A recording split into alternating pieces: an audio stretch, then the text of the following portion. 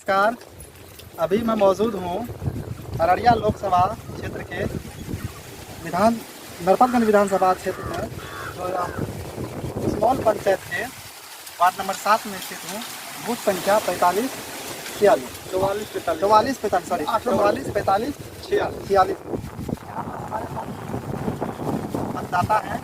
हम उनसे जानना चाहेंगे, हम उनसे कुछ बात सुनना चाहेंगे कि क्या कैसी स्थिति है, माहौल क्या है, क्या आने वाला समय लोगों के लिए अच्छा होगा या नहीं होगा। क्या नाम है सर आपका? क्या इस बार का क्या प्रधानमंत्री नरेंद्र मोदी का तो नारा है, 400 पार हो पाएगा? इस बार प्रधानमंत्री 0 पे वोट होगा और इंडिया गठबंधन का सरकार बनेगा। हम कैसे कह सकते हैं कि पूरा चुनाव पार हो जाएगा?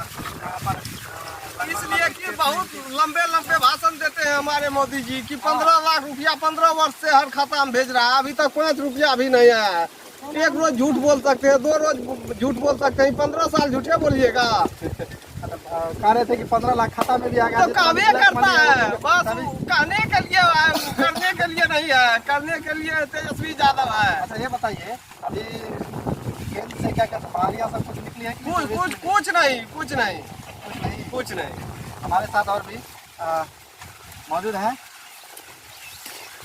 जो कि क्या कहते हैं। ये केंद्र में तो सरकार अभी जो है, लेकिन क्या बिहार में सरकार से लेकर के केंद्र तक की सरकार जो बनेगी, क्या लोगों तक जो पिछले चुनाव से लेकर के अभी तक जो हुई है उसमें क्या लोगों तक समस्याओं का समाधान होंगे, लोगों तक योजना जो है लोगों तक पहुंच पाएगी कि नहीं पहुंच पाएगी? इसमें क्या कहेंगे आप?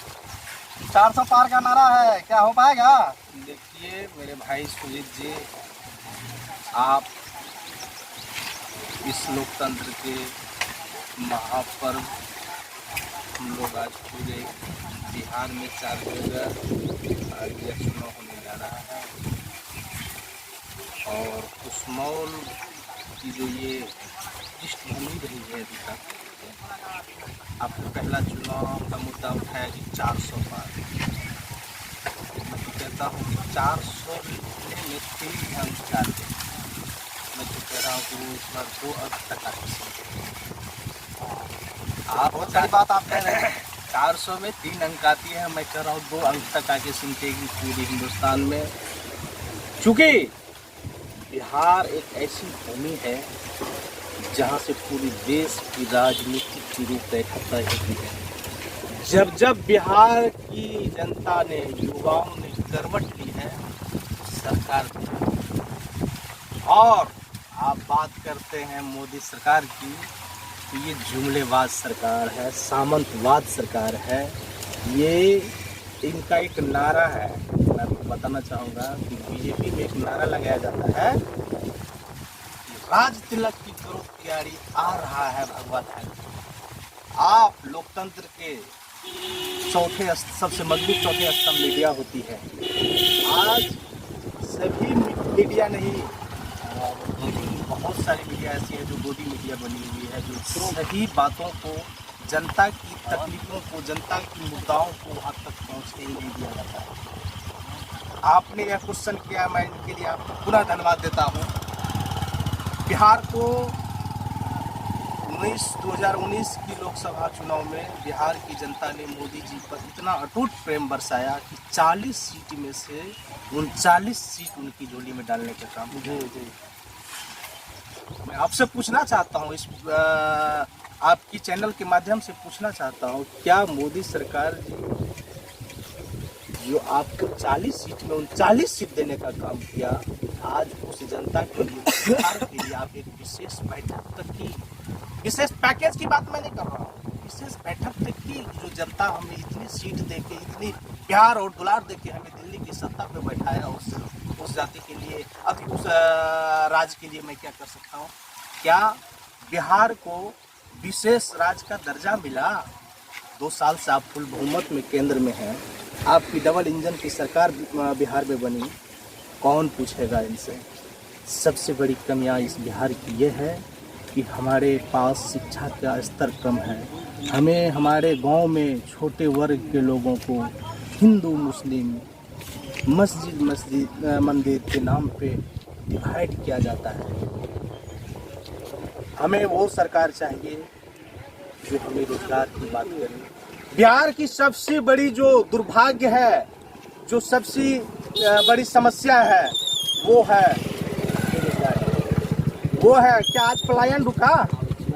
आज आपके यहाँ 50% से कम वोट होता है। ये लोकतंत्र में आने वाला समय को यह एक बहुत बड़ा खतरा महसूस होने जा रहा है। 50% कहीं क्या मतदान होता है भाई? क्यों नहीं आज जनता यहाँ पे है? क्योंकि वो 2 वक्त की रोटी के लिए गरीब मजदूर है। आज वो दिल्ली पंजाब में अपनी बीवी बाल बच्चा को छोड़ के कमाने के लिए गया है। 40 में 39 सीट देने वाला जनता गरीब मजबूर, आज उनके लिए आप क्यों नहीं बिहार में इंडस्ट्री लगाए? क्यों नहीं यहाँ पे कारखाना खुला? जितना बंद कारखाना, चीनी मिल हो, फैक्ट्री हो, चाहे जितने भी बड़े हो या इस्पात, क्यों नहीं खुला? आज अगर यहाँ खुलता, आप सरकार में थे, तो आज हमारे भाई मजबूर नहीं होता पंजाब जाने के लिए। आप देखिएगा दृश्य तो मुझे रोना आएगा, किस तरह ट्रेन में सफर करके वहां तक पहुंचे।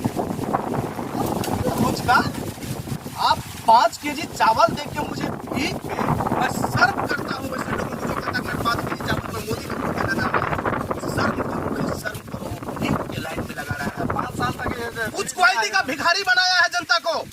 अगर 5 किलो राशन देके नहीं, मुझे नहीं चाहिए राशन, मेरे बच्चों की अच्छी शिक्षा चाहिए, जो दिल्ली सरकार में केजरीवाल ने आज अच्छा शिक्षा, पानी, व्यवस्था, स्वास्थ्य के लिए चाहिए। आप कहते हो रोजगार की, ठीक है, 90 फैल मेरे लिए ठीक है, तेईसवीं यादव आपको 90 फैल करते हैं।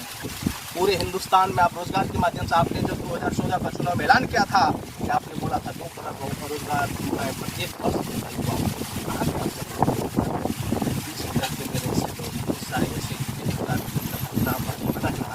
कहाँ जाएगा वो? किनसे पूछेगा? आप जनता के मालिक हैं, आपसे सवाल नहीं करूंगा तो किनसे सवाल करूंगा? ये सारी समस्या है बिहार की जनता। आप इस चीज को समझ लीजिए, बदलाव चाहती है बिहार में। बिहार ही नहीं, पूरे देश बदलाव की ओर है। आप तानाशाह सरकार बने हुए हैं। आज दिल्ली के मुख्यमंत्री का हालात जाके देखिए। चुनाव आया तो अरविंद केजरीवाल को, जो पूरे वर्ल्ड में 1 नंबर स्थान पे उनका कार्यवाही हुआ, जो कि लंदन की सरकार आज से उसका शिक्षा व्यवस्था को लेकर के अपना प्रणाली को अपनाया है। आज वैसे मुख्यमंत्री को आपने जेल में बंद किया, हेमंत सोरेन को जाके जेल में बंद किया, ईडी का छापा मरवाते हैं, तेजस्वी यादव, लालू यादव को परेशान करके। क्या बीजेपी में जो अभी तक इतना है, किसी के सुनने छापा पड़ा है? सब भूत का दुला होगा क्या जी? ये जनता सब समझ रही है। अब इस सब चीजों पे कोई विश्वास नहीं रहा है। आप पूरे हिंदुस्तान में 55 रेलवे का एलपी का वैकेंसी निकालिए, यहाँ पे 17 महीना बना 17 साल में। कहता नीतीश जी का किया। अरे भैया, नीतीश जी तो 17 साल से भी थे, क्यों नहीं उसके अंदर में ये क्षमता था करने का? लेकिन माननीय तेजस्वी यादव जी को गरीबों का मसीहा, छोटे वर्गों का, कौम का लीडर, वो जब आए यहाँ की स्थिति को वो देखा और 17 महीनों में उन्होंने 5 लाख रोजगार देने का था। मुझे रोजगार, मुझे मेरी पलायन को रोकने वाला सरकार चाहिए, जो मेरी शिक्षा को आगे बढ़ा के साथ जनता। आपको क्या लगता है कि तेजस्वी जी की सरकार यदि बनती है तो बिहार को हिस्सेदार का दर्जा मिल जाएगा? देखिए, तेजस्वी जी का सरकार, सबसे पहली बात तो तेजस्वी जी का वो अभी जो केंद्र का चुनाव केंद्र में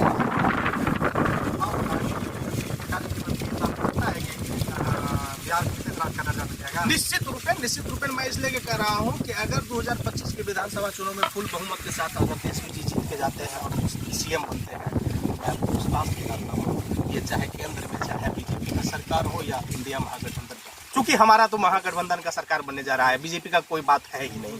तो यहाँ से अगर जैसे हम लोग लोकसभा में हमारा अगर इंडिया का राहुल जी प्रधानमंत्री बनते हैं, तेजस्वी जी 25 में यहाँ से सीएम बनेंगे, तो निश्चित रूप से हमारे यहाँ विशेष राज्य का दर्जा दिया जाएगा। और जितनी सारी कमियां मैंने गिनाए हैं, जो इनको करना चाहिए था, सत्ता में रह के नहीं किया, वो सारी काम करेंगे तेजस्वी यादव। एक बात जान लीजिए, तेजस्वी यादव की कथनी और करनी में कोई अंतर नहीं है। जो वो कहते हैं वो करते हैं। और अभी तक सिर्फ गुजरात, प्रधानमंत्री कहाँ से है? गुजरात आना। कभी आप गुजरात जाइए या गए होंगे तो देखे होंगे, जो जहाँ के होते हैं ना, गुजरात को जाके देखिएगा तो लगेगा बिहार में विशेष दर्जा 40 जब चुनाव का समय आता है सर, ये क्या आपको लगता है कि 100% मिल ही जाएगी? आप क्या विश्वास कर सकते हैं? अरे भैया मैं किन से कहूँ? आखिर वोट तो मैं देकर उसको बनाया हूँ ना, उनसे अधिकार नहीं मानूंगा तो मैं तेजस्वी यादव से अधिकार मांगने जाऊंगा? जनता का मालिक कौन? आप है, आपसे नहीं सवाल करेंगे, आपको ना देना चाहिए। झूठ मूठ का आप मुद्दा को भटकाते हैं कि चारा घोटाला है, चोर है, कुछ नहीं। अगर वो चोर ही जनता का सेवक है, वो चोर बन जाए। चारा का समय आ जाता भी चारा घोटाला, बाकी समय कुछ नहीं। लालू यादव याद आते हैं। आप वो बतावे ना, मोदी फंड में जितना पैसा गया है चंदा बतावे ना, चंदा चोर साहब, चंदा चोर बतावे कि कितना पैसा आया है। किसी को क्षमता नहीं है, किसी को क्षमता नहीं, कोई मीडिया वाला जाकर नहीं पूछ सकता।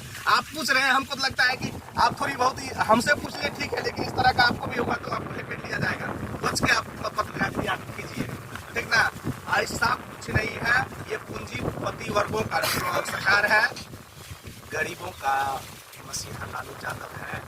आज इस छोटे कौम से मैं भी आता हूँ, आज मुझे या आपके हाथ में मैं गाने पकड़े हुए हैं, ये बाबा साहेब भीमराव अम्बेडकर का लिखा हुआ सबसे पवित्र किताब है हिंदुस्तान को, आज उसके साथ वो छेड़खानी करना चाह रहा है। आज भरी सदन में बैठ के लोकसभा में कहते हैं कि मैं संविधान का विरोधी हूं। तुम्हारा बाप लिख के दिया है किताब जी, संविधान तुम्हारा बाप लिखा है, तुम बोलते हो उसको मैं छेड़ूंगा। अगर तुम संविधान को छेड़ोगे, बहुजन और यह समाज हिंदुस्तान का तुम्हें नहीं छोड़ेगा। मोदी, इस चीज को ख्याल रखो। क्या आरक्षण लगता है खत्म हो जाएगी इस बार? 29 तक तो ऐसा टारगेट है कि सुनने में आ रहा है कि आरक्षण भी धीरे धीरे खत्म कर दिया जाएगा, समान सबको कर दिया जाएगा। अगर आरक्षण, क्या उचित है ये? आरक्षण खत्म होने की बात तो छोड़ दीजिए, जिस दिन आरक्षण के पन्ने पे अगर एक यदि थोड़ा स्क्रैच भी आया ना, तो इतिहास कुछ और होगा। इतिहास ही नहीं बदलेगा, भूगोल भी बदलेगा हिंदुस्तान का, मैं बता रहा हूँ। देख सकते हैं लोगों से अभी तक सुने आपने, यहाँ पर और भी सारे लोग हैं, विशेष क्या बात करेंगे फिर हम लोग यहाँ पर मौजूद हैं।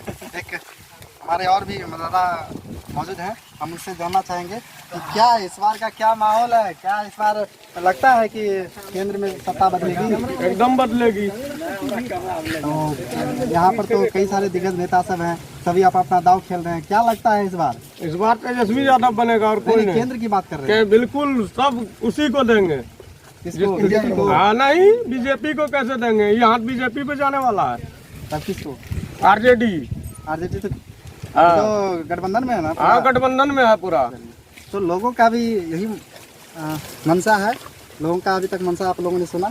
यहाँ पर हमारे साथ भाई और भी है, क्या इस बार सत्ता चेंज होगी केंद्र का? हाँ जरूर सत्ता चेंज होगी। सत्ता चेंज होने पर कुछ फायदे पब्लिक को मिलेगी या अभी तक मिली है क्या? अभी तक तो नहीं मिली है, चेंज होने के बाद तो जरूर मिलेंगे, लाभ मिलेगा। आरक्षण पर क्या कहेंगे आप? आरक्षण पे क्या कहेंगे? वो तो उसका नियम ही है, आरक्षण विरोधी। मोदी का नियम है आरक्षण विरोधी। क्या लगता है आरक्षण रहेगी कि चली जाएगी? आरक्षण रहेगी जरूर।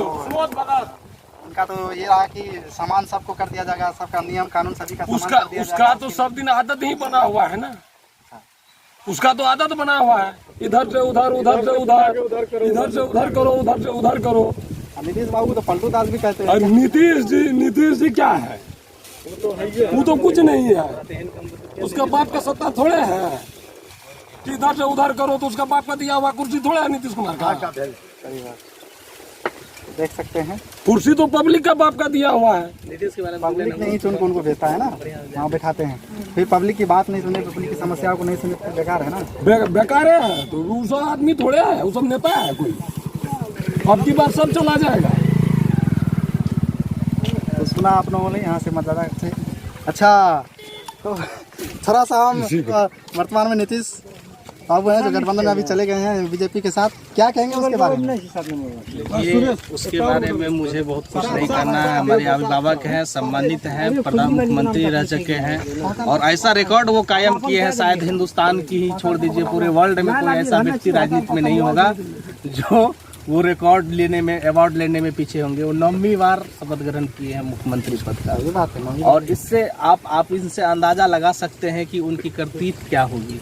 आखिर 9 बार आपको शपथ ग्रहण लेने की ऐसी कौन सी मजबूरियां आई कि 5 महीना इसके साथ, 6 महीना उनके साथ, साल भर?